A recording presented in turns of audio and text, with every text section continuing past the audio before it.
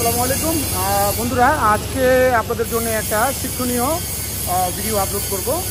Actually আমাদের যারা নতুন স্টুডেন্ট অথবা যারা নতুন এমআইজি বা এফটিডাব্লিউ ওয়েল্ডিং করেন, তারা অনেকেই কিন্তু ওয়্যার সেট আপ সম্পর্কে অবগত নাই।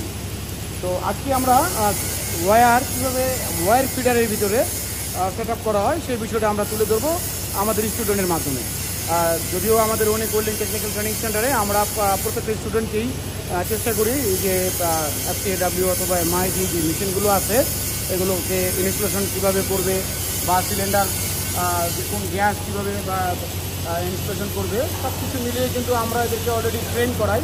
তো আপনাদের জন্য আজকে একটা যে ভিডিওটা অবশ্যই আপনারা ভিডিওটা আমার দেখবেন, অনুরোধ থাকবে, কেননা এখানে অনেক কিছু শিখতে পারবেন। হ্যাঁ, তো বন্ধুরা আসেন আমরা আমাদের স্টুডেন্টের মাধ্যমে আজকে আমরা ওয়্যার ফিডারে ওয়্যার সেট আপ করব।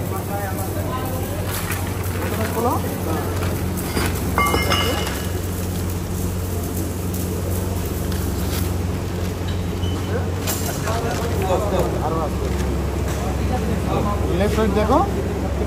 হ্যাঁ,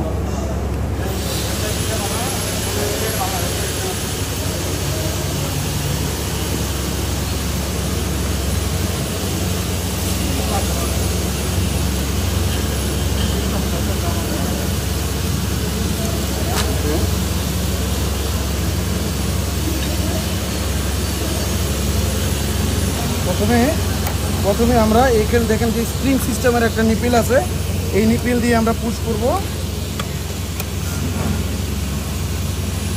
ওকে,